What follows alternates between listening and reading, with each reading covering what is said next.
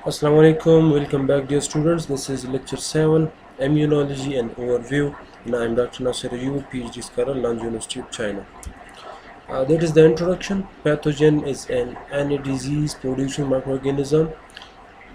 कोई भी सब्सटेंस और माइक्रोऑर्गेनिज्म जो डिजीज़ काज करे उसको हम पैथोजन कहते हैं। और पैथोजेनिसिटी किसे कहते हैं? Pathogenicity is the ability to produce pathologic changes और डिजीज़, यानी पैथोजन की सलाहियत को पैथोजेनिसिटी कहते हैं कि वो डिजीज़ काज करें। The ability to prevent disease through body defences is called immunity और resistance, it may be natural और रिक्वायर्ड। और हमारी बॉडी की वो एबिलिटी, वो सलाहियत कि हम डिज़ीज़ को प्रिवेंट कर सकें, हम डिज़ीज़ को के ख़िलाफ़ अपने डिफेंस कर सकें, इसको इम्यूनिटी और रेजिस्टेंस कहते हैं। ये नेचुरल भी हो सकती है और ये लाइफ टाइम के थ्रू एक्वायर भी हो सकती है, जिसको हम बाद में पढ़ेंगे। Lake of immunity is called susceptibility, यानी एक तो इम्यूनिटी है, एक रेजिस्टेंस है, और एक है बीमारी के हवाले से हसास होना, ससेप्टेबल होना। तो लैक ऑफ इम्यूनिटी को हम ससेप्टेबिलिटी कहते हैं। इम्यूनोलॉजी को आप डिफाइन करते हैं तो immunology is the science it is concern with immune responses to the foreign challenge and how these responses are used to resist infection. तो साइंस की वो ब्रांच जिसमें हम पैथोजन को स्टडी करते हैं, पैथोजेनिसिटी को स्टडी करते हैं और हमारे इम्यून रिस्पांस को हम स्टडी करते हैं, तो उसको हम इम्यूनोलॉजी बोलते हैं। यानी फॉरेन चैलेंज को, फॉरेन सब्सटेंस को, फॉरेन पैथोजन को कैसे टैकल करना है, उन प्रोसेसेस को स्टडी करना है, तो इसको हम इम्यूनोलॉजी कहते हैं। और इसका बुनियादी जो प्रिंसिपल है वो क्या है इम्यूनोलॉजी का? तो वो है its principle is the distinction between self and non self and it covers all the biological, chemical and physical aspects of the immune response। यानी बुनियादी उसूल ये है, ये तो बॉडी का डिफेंस है, यानी जंग का उसूल वैसे भी ये होता है कि हम अपने और पराये के दरमियान हम तफरीक कर सके। तो इम्यूनोलॉजी का, इम्यून रिस्पांस का भी बुनियादी उसूल ये है कि अपने और पराये के दरमियान सेल्फ और नॉन सेल्फ की पहचान की बुनियाद पे हम ये जंग लड़ें। और ये बायोलॉजिकल, केमिकल, फिज़िकल एस्पेक्ट्स जितने भी इम्यून रिस्पांस के हैं उसी को ये इम्यूनोलॉजी कवर करता है। अभी थोड़ी सी ये स्कीमेटिक डायग्राम मैंने बनाई है इम्यून सेल्स को समझने के लिए। यानी ब्लड को हम जानते हैं कि ये मीडिया है हमारी बॉडी में, ऐसी मीडियम जिसमें सब्सटेंसेस ट्रांसपोर्ट करते हैं, और इसमें प्लेटलेट्स होती है, इसमें प्लाज्मा होता है जो फ्लूइड पोर्शन होता है, लेकिन इसमें ब्लड सेल्स भी होते हैं। अभी ब्लड सेल्स की दो टाइप्स, एक है आरबीसीज, रेड ब्लड सेल्स, जिसको हम एरिथ्रोसाइट्स भी कहते हैं, ये transport of oxygen and carbon dioxide में इन्वॉल्व होते हैं। इसी तरह है वाइट ब्लड सेल जिसको हम ल्यूकोसाइट्स बोलते हैं, ये दरअसल हमारी बॉडी की आर्मी है, यानी इम्यून सेल्स हैं। तो चूँकि हम इम्यूनोलॉजी पढ़ रहे हैं तो आरबीसीज को हम फोकस इधर नहीं कर रहे, सिर्फ वाइट ब्लड सेल्स और ल्यूकोसाइट्स को फोकस कर रहे हैं। तो वाइट ब्लड सेल्स की जो मॉर्फोलॉजी के बेस पे उनके दो टाइप्स हैं, एक है ग्रेन्युलोसाइट्स जिनका साइटोप्लाज्म ग्रेन्युलेटेड होता है, और एक है ए ग्रेन्युलोसाइट्स जिसको हम नॉन ग्रेन्युलेटेड साइटोप्लाज्म वाली सेल्स कहते हैं। फिर ग्रेन्युलोसाइट्स के स्टेनिंग के बुनियाद पे चार अक़साम है, न्यूट्रोफिल्स, मास्ट सेल्स, बेसोफिल्स, यूसोनोफिल्स। और ए ग्रेन्युलोसाइट्स की टाइप्स है लिम्फोसाइट्स, मोनोसाइट्स और डेंड्राइटिक सेल्स। पहले ग्रेन्युलोसाइट्स को देखिए, ये स्टेनिंग के बेस पे हैं, यानी अगर हम स्टेनिंग करें तो इनके कलर्स, इनके स्टेन्स डिफरेंट आते हैं। न्यूट्रोफिल्स जो है वो इन्वॉल्व है फेगोसाइटोसिस में। मास्ट सेल्स वो इन्फ्लेमेटरी रिस्पांस और हिस्टामिन प्रोडक्शन, जो कि बाद में हम पढ़ेंगे, हाइपर सेंसिटिविटी में इन्वॉल्व होते हैं। यूसिनोफिल्स ये भी फेगोसाइटिक सेल्स हैं, और फेगोसाइटोसिस हम बाद में पढ़ेंगे कि एनगल्फमेंट ऑफ द अटैकिंग पैथोजन, इसको हम कहते हैं फेगोसाइटोसिस। इसी तरह एग्रेन्युलोसाइट्स, तो इनके टाइप्स लिम्फोसाइट्स है, मोनोसाइट्स जो कि जब मैच्योर होते हैं तो मैक्रोफेजेस, इन मोनोसाइट्स से मैक्रोफेजेस बनते हैं और इनका फंक्शन फेगोसाइटोसिस है। डेंड्राइटिक सेल्स हैं, ये एडाप्टिव इम्यून रिस्पांस को इनिशिएट करते हैं और ये भी फेगोसाइटिक सेल्स हैं। इसी तरह फिर लिम्फोसाइट्स के 3 सब टाइप्स हैं, natural killer cells, B cells and T cells. Natural killer cells ये एंटीवायरल, एंटी ट्यूमर सेल्स हैं, और साइटोलाइसिस और एपोप्टोसिस में जो नेचुरल सेल डेथ हम जिसे कहते हैं उसमें इन्वॉल्व होते हैं। बी सेल्स ये एंटीबॉडी प्रोडक्शन में इन्वॉल्व हैं। टी सेल्स ये सेल मेडिएटेड इम्यूनिटी में इन्वॉल्व हैं। और दीगर लाइन ऑफ डिफेंसेस तो हम पढ़ेंगे, लेकिन आप यहाँ नोट कीजिए कि बी सेल्स और टी सेल्स ये एडाप्टिव इम्यूनिटी है और थर्ड लाइन ऑफ डिफेंस है। अभी इधर समरी है कि जब भी पैथोजन अटैक करे तो सबसे पहले उसके ख़िलाफ़ कौन लड़ता है, वो नाकाम हो तो फिर सेकंड लाइन में कौन लड़ता है, फिर थर्ड लाइन में कौन लड़ता है। तो ये फर्स्ट लाइन ऑफ डिफेंस और सेकंड लाइन ऑफ डिफेंस ये तो हमारी बॉडी में नेचुरली मौजूद है, जिसको हम नेचुरल इम्यूनिटी कहते हैं या इननेट इम्यूनिटी कहते हैं या इनबॉर्न इम्यूनिटी कहते हैं। तो इनमें ये फर्स्ट लाइन ऑफ डिफेंस शामिल है और सेकंड लाइन ऑफ डिफेंस शामिल है। थर्ड लाइन ऑफ डिफेंस में स्पेशलाइज्ड लिम्फोसाइट्स इन्वॉल्व हैं और एडाप्टिव इम्यूनिटी हम इसे कहते हैं या एक्वायर्ड इम्यूनिटी कहते हैं, यानी हम लाइफ टाइम में, लाइफ स्पेन में इसको हासिल करते हैं। तो इननेट इम्यूनिटी इसमें फर्स्ट लाइन ऑफ डिफेंस में हमारा स्किन आता है, इंटैक्ट स्किन सबसे पहला डिफेंसिव लाइन ये है।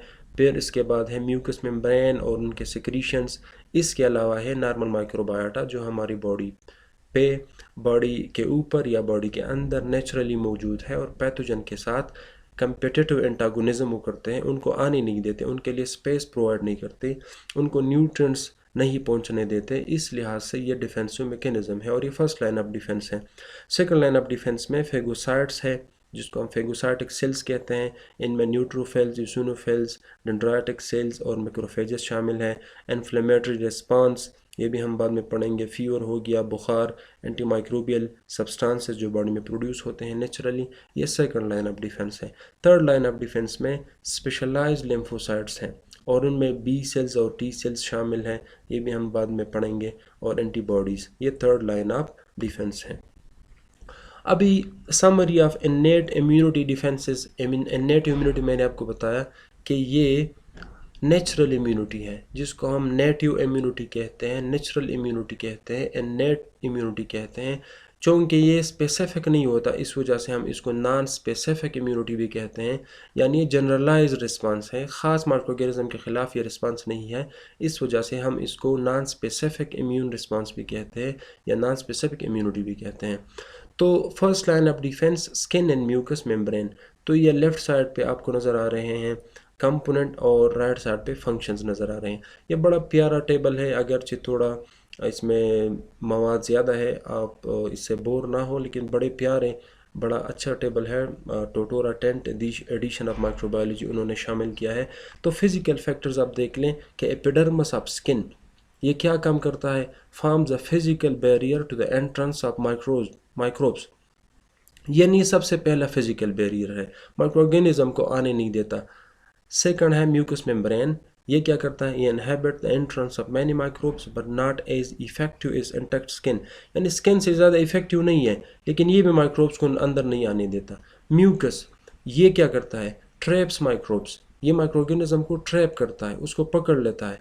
लैक्रिमल अपरेटस, यानी आई का जो लैक्रिमल अपरेटस है जिससे आंसू पैदा होते हैं, टीयर्स, तो ये क्या काम करते हैं, tears dilute and wash away irritating substances and microbes, यानी हमारे आंसुओं का या टीयर्स का काम ये है कि ये वॉशिंग करता है आई का, माइक्रोऑर्गेनिज्म को भी उसके ख़िलाफ़ भी काम करता है। Saliva washes microbes from surfaces of teeth and mucus membrane of mouth, ये भी इजी, बहुत बड़ा इजी है कि माइक्रोऑर्गेनिज्म को ये वॉश करता है।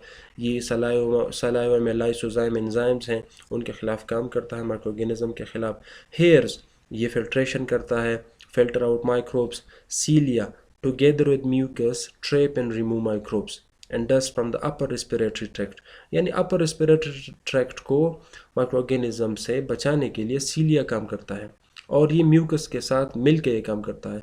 इसी तरह एपिग्लाटिस, तो ये माइक्रोऑर्गेनिज्म को प्रिवेंट करता है, लोअर रेस्पिरेटरी ट्रैक्ट से दाखिले से मना करता है। यूरिन ये माइक्रोब्स को वॉश आउट करता है यूरेथ्रा से।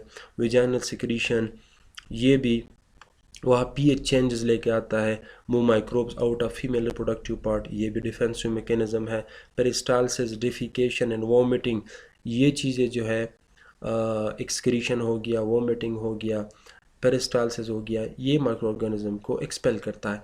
इसी तरह ये फर्स्ट लाइन ऑफ डिफेंस में यानी स्किन और म्यूकस मेम्ब्रेन में जो केमिकल फैक्टर्स है, आप उनको अभी देख लें तो सबसे पहले है सीबम, जो हमारा स्किन ऑयली टाइप होता है तो ये सीबम की वजह से होता है। और ये क्या काम करता है, forms a protective acidic film over the skin surface that inhabits growth of many microbes, यानी ये प्रोटेक्टिव एसिडिक फिल्म बनाता है, स्किन के पीएच को चेंज करता है, स्किन को ऑयली बना देता है और माइक्रो ऑर्गेनिज्म को इनहेबिट करता है। लाइसोजाइम, ये ऐसे एंजाइम्स हैं जो पेप्टिडोग्लाइकेन को डाइजेस्ट करते हैं पर्सपिरेशन के दौरान, tears, saliva, nasal secretion, urine and tissue fluids, यानी ऐसे एंजाइम्स हैं जो tear, saliva, nasal secretion, urine, tissue fluids इन सारे में शामिल हैं और पेप्टिडोग्लाइकेन को डाइजेस्ट करता है जो कि सेल वॉल में पाया जाता है बैक्टीरिया के। सलाइवा, इसमें भी लाइसोजाइम होता है, ठीक है, ये भी माइक्रो ऑर्गेनिज्म को इनहेबिट करता है। गैस्ट्रिक जूस,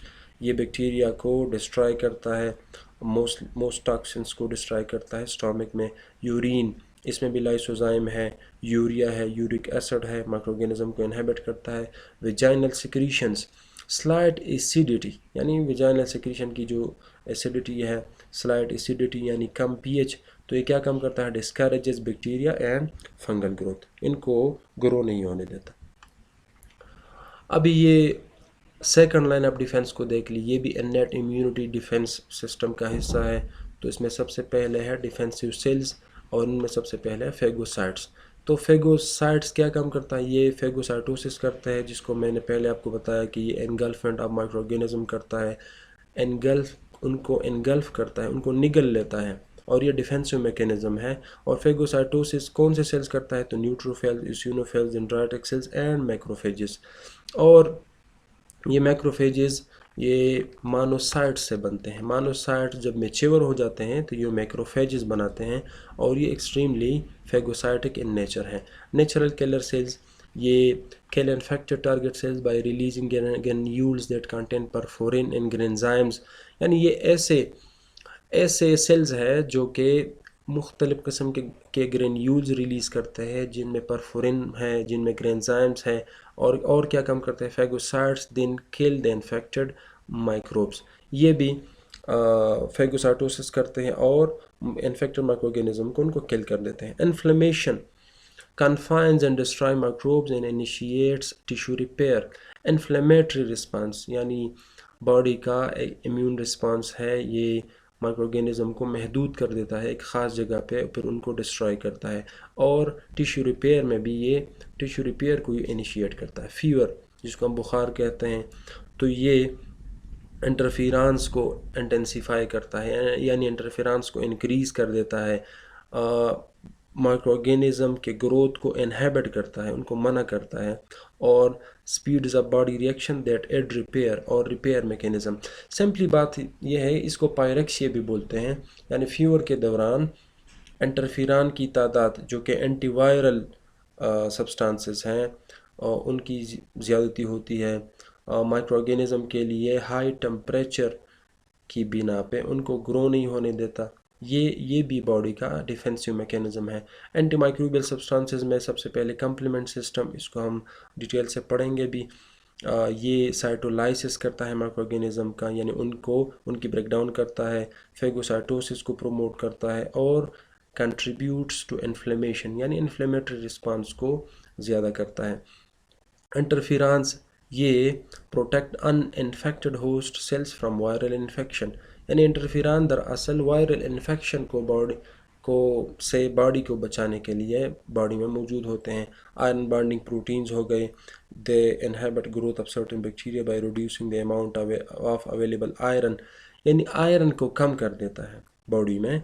और क्योंकि आयरन माइक्रोबियल ग्रोथ के लिए चाहिए, तो आयरन कम होगा तो माइक्रो ऑर्गेनिज्म के लिए अनफेवरेबल कंडीशंस हो गई।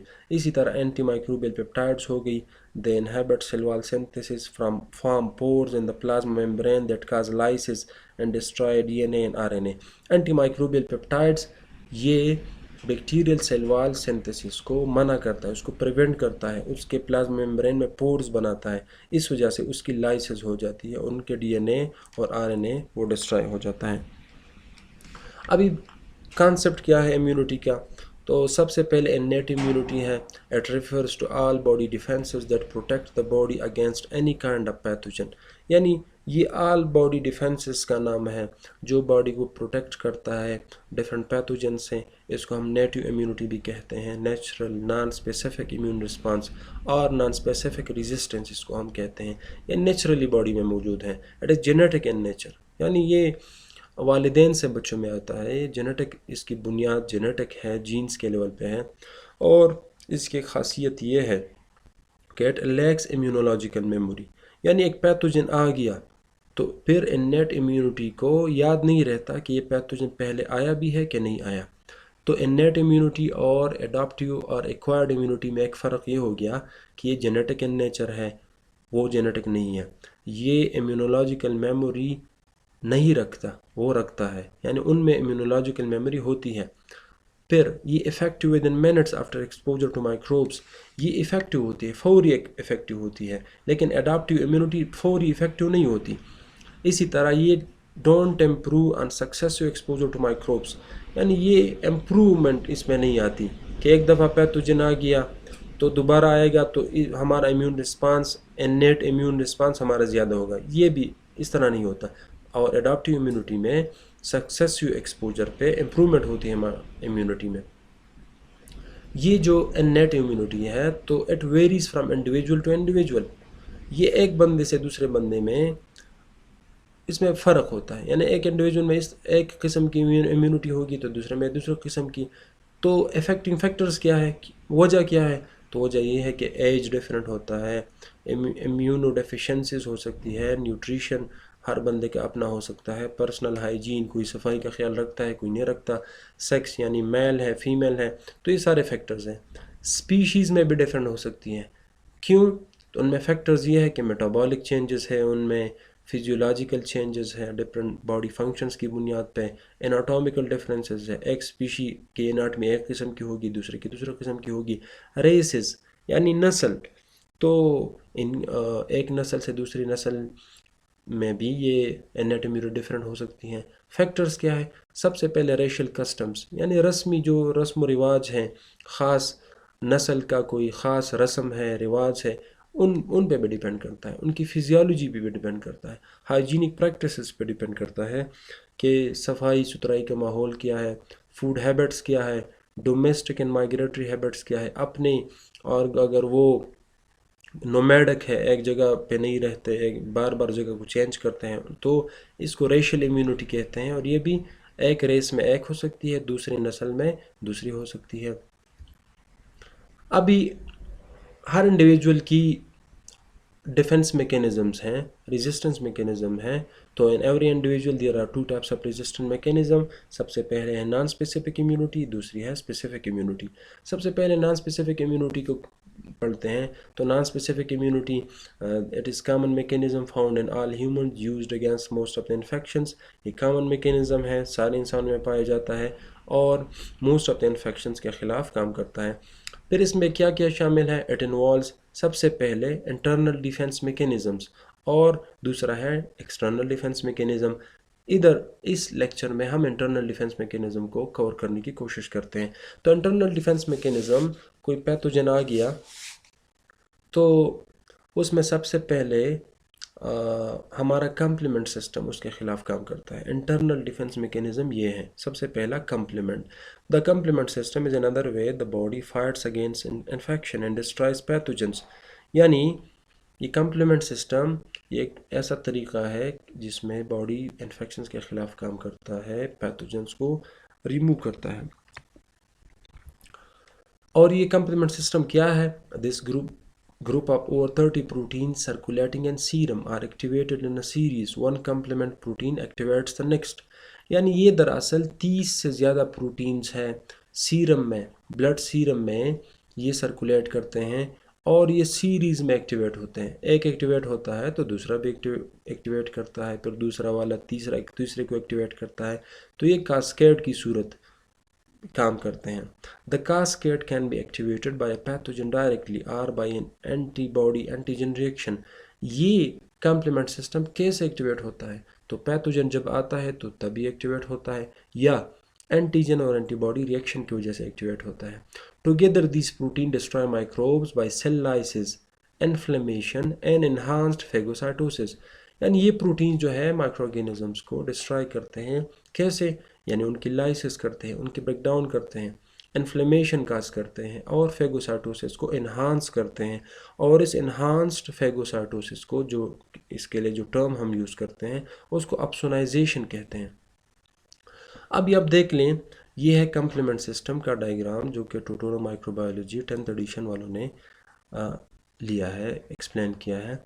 तो आप देख ले, डिफरेंट स्टेप्स हैं 1 2 3 4 5। तो ये 5 स्टेप्स हैं। सबसे पहले an activated C3 splits an activated C3A and C3B। यानी C3 जो मॉलिक्यूल है, जो प्रोटीन है, ये अनएक्टिवेटेड फॉर्म में होता है, इसकी एक्टिवेशन लाजमी है। तो ये स्प्लिट हो जाता है एक्टिवेटेड C3A और C3B। C3 जो प्रोटीन है ये C3B और C3A में ये डिवाइड होता है, इससे ये दो प्रोटीन्स बनते हैं। फिर सेकंड स्टेप में आप देख ले लेफ्ट साइड पे जो अपसोनाइजेशन का स्टेप है। अभी क्या होता है, C3B ये binds to microbe resulting in opsonisation, जो कि एक्सट्रीम लेफ्ट पे आप देख सकते हैं कि फेगोसाइटोसिस की एनहांसमेंट होती है। और ये C3B माइक्रो ऑर्गेनिज्म के साथ अटैच होके अपसोनाइजेशन करता है। मैंने आपको पहले बताया कि अपसोनाइजेशन क्या है, फेगोसाइटोसिस की एनहांसमेंट, फेगोसाइटोसिस का ज़्यादा होना। अभी थर्ड स्टेप क्या है कि C3B splits C5 into C5A and C5B। C3B क्या करता है, ये एक अलग दूसरा प्रोटीन है, C5 हम इसको कहते हैं, उसको दो में डिवाइड करता है, C5B और C5A। अभी फोर्थ स्टेप पे जाएं, जो कि स्क्रीन के बॉटम पे है, आप देख ले। फोर्थ स्टेप देख लें, C5B, C6, C7 and C8। ये चार हो गए, C5B, C6, C7, C8 bind together sequentially, एक तरतीब के साथ बाइंड हो जाते हैं, and insert into the microbial plasma membrane. यानी बैक्टीरियल प्लाज्मा मेम्ब्रेन में, माइक्रोबियल प्लाज्मा मेम्ब्रेन में ये इंसर्ट होते हैं। आगे क्या होता है, C5B through C8 act as a receptor to attract C9 fragment। C5B C8 के ज़रिए एक्ट एज अ रिसेप्टर, ये बतौर रिसेप्टर काम करता है, यानी ये रिसीव करने वाला है। किसको? C9 फ्रैगमेंट को अट्रैक्ट करता है, उसको रिसीव करता है। और an additional C9 fragments are added to form a channel. फिर एडिशनल C9 फ्रैगमेंट्स आ जाते हैं, वो भी ऐड होते हैं और ये एक चैनल बनाते हैं। ठीक है ना। Together C5B through C8 and multiple C9 fragments form the membrane attack complex, जिसको हम स्क्रीन के बॉटम पे देख सकते हैं, लेफ्ट बॉटम पे, कि ये C5B C8 के थ्रू मल्टीपल C9 फ्रैगमेंट्स को अट्रैक्ट करते हैं और मेम्ब्रेन अटैक कम्प्लेक्स बनाते हैं। और इसके नतीजे में क्या होता है, रिजल्टिंग इन साइटोलाइसिस। ठीक है ना, साइटोलाइसिस है ना, सेल की लाइसिस हो जाती है, सेल की ब्रेकडाउन हो जाती है। Fifth and last step C3A जो कि ऊपर रह गया था, एंड C5A ये भी रह गए थे। तो ये क्या करते हैं, काज मास्ट सेल्स, ये मास्ट सेल को मजबूर करते हैं टू रिलीज हिस्टामीन। ये हिस्टामीन को रिलीज करने वाले हैं, मास्ट सेल पे एक्ट करके। C3A एंड C5A ये दो प्रोटीन्स हैं, ये मास्ट सेल को मजबूर करते हैं कि वो हिस्टामीन प्रोड्यूस करे। और इसके नतीजे में क्या होता है, रिजल्टिंग इन इन्फ्लेमेशन हो जाती है। और C5A अट्रैक्ट्स फेगोसाइट्स। C5A क्या काम करता है, ये फेगोसाइट्स को अट्रैक्ट करता है। तो आप देख लें कि कम्प्लीमेंट सिस्टम दरअसल अपसोनाइजेशन करता है, एनहांस्ड फेगोसाइटोसिस करता है। इसी तरह बैक्टीरियल सेल या माइक्रोबियल सेल की साइटोलाइसिस करता है, उनकी ब्रेकडाउन करता है। और तीसरा और आखिरी, increase of blood vessel permeability and chemotactic attraction of phagocytes, यानी लास्ट जो इसका फंक्शन है तो वो इन्फ्लेमेटरी रिस्पांस है, यानी इन्फ्लेमेशन हो जाती है। ये है कंप्लीमेंट सिस्टम। अभी activation of the system occurs due to antigen antibody reaction, जिसको हम क्लासिकल पाथवे कहते हैं कि ये सिस्टम या तो क्लासिकल पाथवे के थ्रू एक्टिवेट होता है जिसमें एंटीजन एंटीबॉडी रिएक्शन होता है, और in presence of antigen in absence of antibody the alternating pathway. ये एंटीजन की प्रेजेंस और एंटीबॉडी के एब्सेंस में भी हो सकता है, जिसको हम अल्टरनेटिंग पाथवे कहते हैं। और it plays an important role in inflammatory responses in certain hypersensitivities, ये भी कम्प्लीमेंट सिस्टम का रोल है जो कि हमने पहले पढ़ा।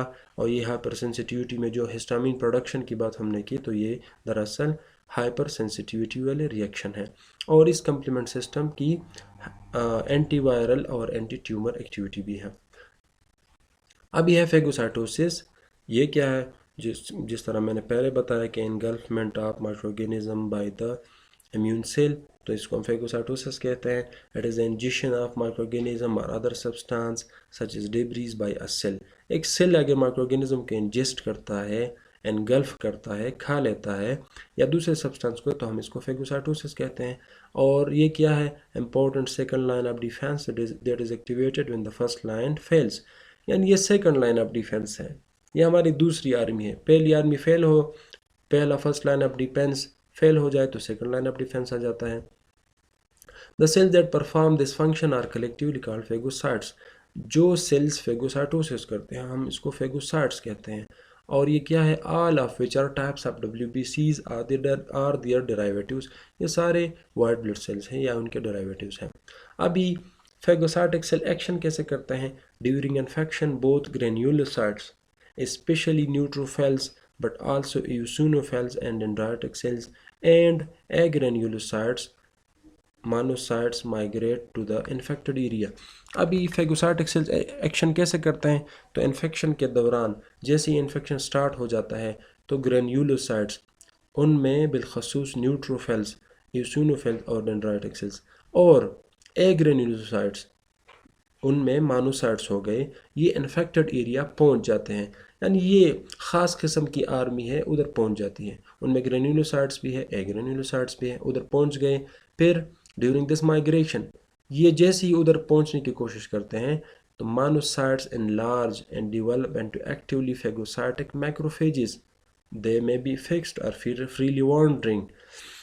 इस हिजरत के दौरान, इस मूवमेंट के दौरान मानोसाइट्स बड़े हो जाते हैं, डेवलप हो जाते हैं और उनसे फेगोसाइटिक मैक्रोफेजेस बनते हैं। और ये मैक्रोफेजेस या एक जगह पे रहते हैं या वांडरिंग होते हैं, यानी जैसे एक ख़ास मोर्चे को संभाल लेते हैं या मोबाइल आर्मी होती हैं, दोनों किस्म के काम कर सकते हैं। The various macrophages of the body constitute the mononuclear phagocytic reticulo endothelial system. और ये मुख्तलिफ़ किस्म के जो मैक्रोफेजेस हैं ये मानो न्यूक्लियर फेगोसाइटिक सिस्टम बनाते हैं, जिसको हम रेटिक्यूलो एंडोथेलियल सिस्टम भी कहते हैं। During the course of an infection, अभी इस इन्फेक्शन के दौरान, इन्फेक्शन हमने शायद पहले पढ़ा भी है कि जहाँ पे भी ग्रोथ और मल्टीप्लिकेशन ऑफ माइक्रोऑर्गेनिज्म हो तो हम इन्फेक्शन कहते हैं इसे। तो इस इन्फेक्शन के दौरान a shift occurs in the type of white blood cell that predominates in the bloodstream, यानी शिफ्ट होता है, हालात को देख के शिफ्ट होता है। कैसे शिफ्ट होता है? तो सबसे पहले neutrophils dominate during the initial phase of bacterial infection. पहला हमला होता है बैक्टीरिया का तो न्यूट्रोफिल्स डोमिनेट करते हैं, यानी ज़्यादातर न्यूट्रोफिल्स होते हैं। वाइट ब्लड सेल्स में किस किस्म की आर्मी ज़्यादा हिस्सा लेती है इस स्टेज पे? Neutrophils. At which time they are actively phagocytic, इस दौरान ये फेगोसाइटिक होते हैं। This dominance is indicated by their increase number and differential white blood cell count. आप कहीं पेशेंट्स की टेस्ट्स को देख ले तो उनमें वाइट ब्लड सेल्स काउंट ज़्यादा होता है, ये आप उसमें चेक कर सकते हैं कि differential white blood cell count वो ज़्यादा होता है, उनमें इंक्रीज आ जाता है। एज द इन्फेक्शन प्रोग्रेसेस, जैसे ही इन्फेक्शन ज़्यादा होती है, उसमें तरक्की होती है, द मैक्रोफेजेस डोमिनेट। पहले न्यूट्रोफिल्स डोमिनेट कर रहे थे, अभी इन्फेक्शन जैसी प्रोग्रेस होता है, जैसे ही हमले में शिद्दत आती है, दुश्मन ताकतवर होता जा रहा है, तो मैक्रोफेजेस आ जाते हैं, आर्मी आ जाती है, पुलिस के बजाय आर्मी आ जाती है। The macrophages dominate, they phagocytise remaining living bacteria and dead और डाइंग बैक्टीरिया। क्या करते हैं ये फेगोसाइटोसिस करते हैं, जो लिविंग बैक्टीरिया बच गई है, जो अभी डेड या डाइंग बैक्टीरिया है, उनको फेगोसाइटोस करते हैं।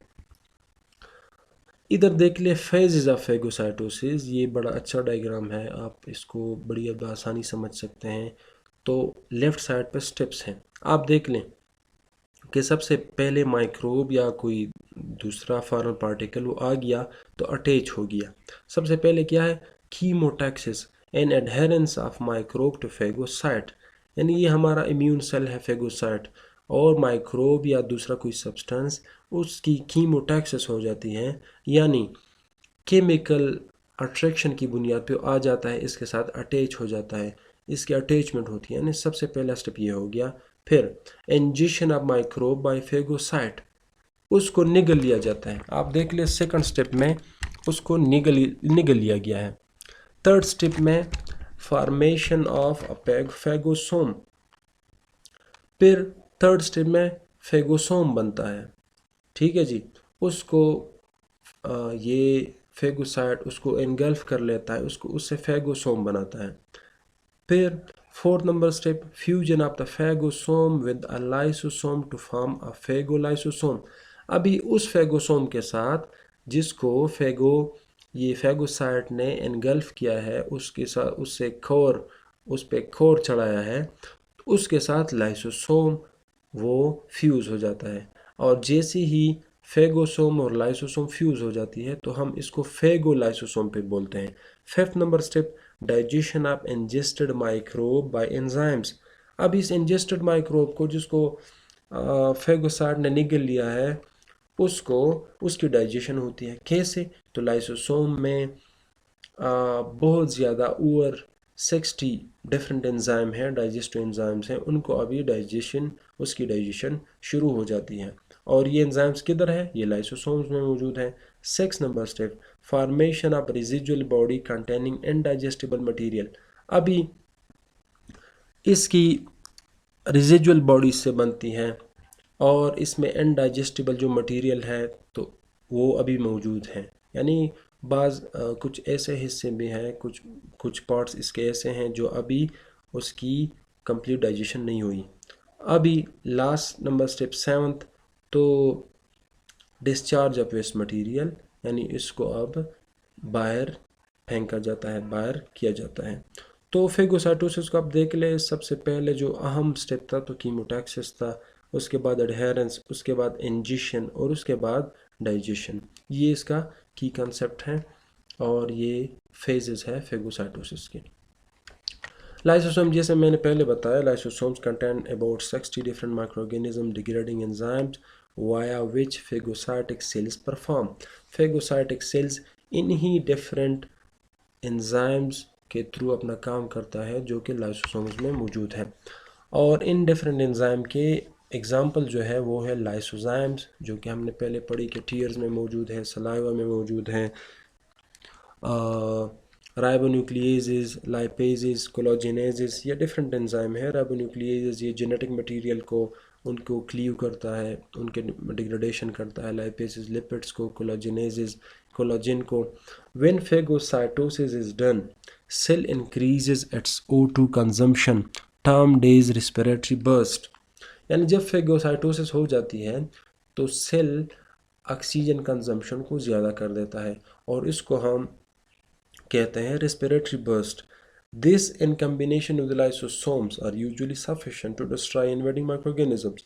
यानी ये रेस्पिरेटरी बर्स्ट और लाइसोसोम्स का फंक्शन, डिग्रेडिंग एंजाइम्स जो कि लाइसोसोम्स में मौजूद हैं, इन दोनों का कम्बिनेशन क्या करता है, ये सफिशिएंट होता है, ये काफ़ी होता है कि इन्वेडिंग माइक्रोऑर्गेनिज्म को डिस्ट्रॉय किया जाए।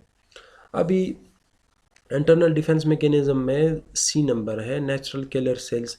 ये दरअसल साइटोटॉक्सिक सेल्स हैं, non B non T lymphocytes. यानी ये न बी सेल्स हैं न टी सेल्स हैं, लेकिन है लिम्फोसाइट्स और ये साइटोटॉक्सिक इन नेचर है। इनको हम null cell भी कहते हैं। They are referred as null cell as it has larger cytoplasm to nucleus ratio and lacks surface antigen। इनको null cell इस वजह से कहते हैं कि इनका साइटोप्लाज्म न्यूक्लियस की बनिस्बत बड़ा होता है और इनमें सरफेस एंटीजन नहीं होता। ये important होते हैं। They are important in killing cells infected with either viruses or intracellular bacteria and destroying cancer cells।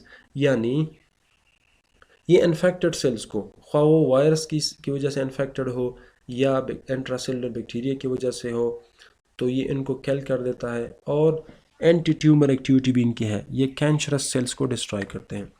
The binding of NK cells यानी natural killer sales to a target infected cell causes the release of vesicles containing toxic substances as perforin, which inserts into the plasma membrane of the cell and creates channel perforations in the membrane। यानी ये new natural killer cell जो है ये target infected cell के साथ attach होके उधर क्या करता है, वेजिकल्स रिलीज करता है। और उन वेजिकल्स में क्या होता है, टॉक्सिक सब्सटेंसेस होती है, मिसाल के तौर पे परफोरिन। और ये परफोरिन क्या काम करता है, ये प्लाज्मा मेम्ब्रेन में इंसर्ट होता है और उधर चैनल्स क्रिएट करता है, यानी अपनी रसाई के लिए रास्ते बना लेता है। और इन चैनल्स को हम परफोरेशंस कहते हैं। मेम्ब्रेन में अपने लिए परफोरेशंस बना देता है।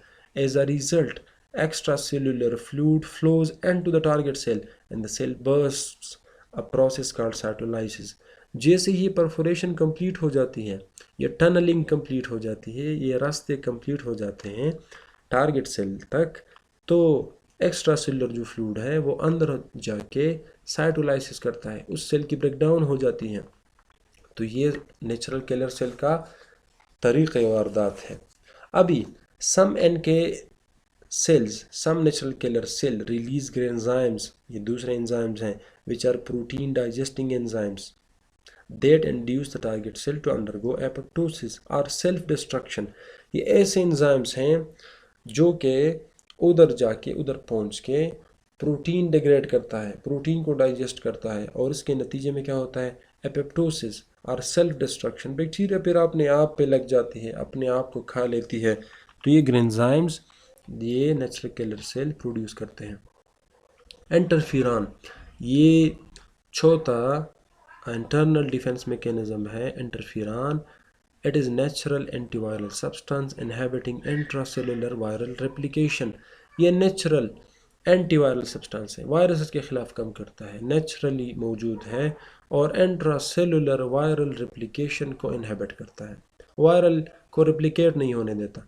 ये interferon they are capable of enhancing natural killer cells cytotoxic activity which play a significant role in immunological surveillance against malignancies। और ये नेचुरल किलर सेल्स की जो साइटोटॉक्सिक एक्टिविटी है, सेल को किल करने वाली एक्टिविटी है, यानी पैथोजन जो है उनको किल करने वाली जो एक्टिविटी है नेचुरल किलर सेल्स की, तो उनको इन्हांस करता है, उनकी ये सलाहियत बढ़ा देता है और एक रोल प्ले करता है मेलिग्नेंसीज के ख़िलाफ़, ट्यूमर्स के ख़िलाफ़, कैंसर्स के ख़िलाफ़। Primarily act against viral infections, यानी इनका अपना जो प्राइमरी काम है वो वायरल इन्फेक्शंस के ख़िलाफ़ है। As they are produced locally and more quickly than antibodies. ये एंटीबॉडीज़ से भी क्विकली प्रोड्यूस होते हैं और क्विकली परफॉर्म करते हैं।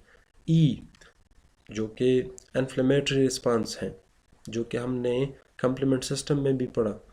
Damage to the body's tissues triggers a local defensive response called inflammation, another component of the second line of defense। ये भी second line of defense में शामिल है कि body's tissues वो वक्ती तौर पर डैमेज हो जाती है, ये हमारा local defensive response है जिसको हम inflammation कहते हैं। और usually कैसे, usually it is characterized by 4 signs and symptoms: redness, pain, heat and swelling। यानी इनकी अलामात क्या है, तो किसी जगह का सुर्ख होना, पैन का होना, हीट का होना उधर टेम्परेचर का बढ़ जाना और स्वेलिंग का होना। फिफ्थ भी हो सकता है, समटाइम्स अ फिफ्थ, जिसको हम कहते हैं लॉस ऑफ फंक्शन, यानी फंक्शन भी लॉस हो सकती है किसी खास टिश्यू, सेल और ऑर्गन की। It is present is present. Its occurrence depends on the site and extent of damage. यानी डिपेंड करता है, loss of function her time नहीं होता, बल्कि डिपेंड करता है उस साइट पे जहाँ पे अटैक हुआ है और उधर डैमेज कितना हुआ है, इस पे डिपेंड करता है। तो usually redness, pain, heat and swelling ये इन्फ्लेमेटरी रिस्पॉन्स की अलामत हैं। अभी इससे हमें फ़ायदा क्या है कि कोई जगह सुर्ख हो जाए, उधर स्वेलिंग हो जाए, उधर हीट हो जाए। तो फंक्शन है सबसे पहले इन्फ्लेमेटरी रिस्पॉन्स का, to destroy the injurious agent if possible and to remove it and its byproducts from the body. सबसे पहले फंक्शन ये है कि इंजूरियस एजेंट को, पैथोजेनिक एजेंट को, उसको डिस्ट्रॉय किया जाए अगर मुमकिन हो, और उसके जो बाई प्रोडक्ट्स हैं उसको बॉडी से रिमूव किया जाए। Second, if destruction is not possible, अगर उसको ख़त्म करना मुमकिन ना हो, then to limit the effects on the body by confining the injurious agent and its byproducts।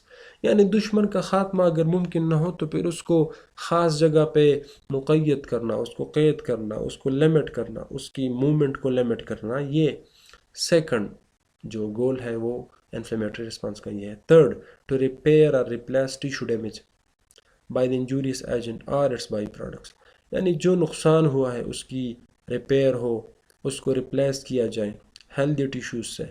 तो टिश्यू डैमेज को रिपेयर करना, उसको रिप्लेस करना जो नुकसान इंजूरियस एजेंट ने पहुंचाया है। तो ये तीन फंक्शंस हो गई इन्फ्लेमेटरी रिस्पॉन्स का। एफ, पायरेक्सिया, यानी increase in the body temperature, body का टेम्परेचर इंक्रीज होना, इसको पायरेक्सिया बोलते हैं। और फीवर, फीवर को हम, ये फायरेक्सिया का सिचुएशन है। स्टिमुलेट्स द फेगोसाइटिक एक्टिविटी, फायरेक्सिया का एक नतीजा ये है कि फेगोसाइटिक एक्टिविटी इंक्रीज हो जाती है और and inhibits the microbial growth, यानी माइक्रोबियल ग्रोथ इससे वो इनहेबिट होती है, प्रिवेंट होती हैं। कैसे? यानी उसके लिए अनफेवरेबल कंडीशन बनाते हैं, बॉडी उसके लिए टेम्परेचर को हाई करके अनफेवरेबल कंडीशन बना देता है। फिर decrease the iron level so that microbial growth can be limited, ये हमने पहले भी उस टेबल में पढ़ा कि आयरन लेवल कम हो जाता है, और आयरन लेवल ये दरअसल दुश्मन का कहना है, पैथोजन का कहना है, तो उसको कम करके उसके लिए मसला बनाता है। Increases the production of interferon, और इंटरफेरॉन जो कि हमने पहले पढ़ा उसकी प्रोडक्शन इंक्रीज हो जाती है। This is the end of this lecture 7. Don't forget to subscribe my channel. See you in the next lecture. Thank you.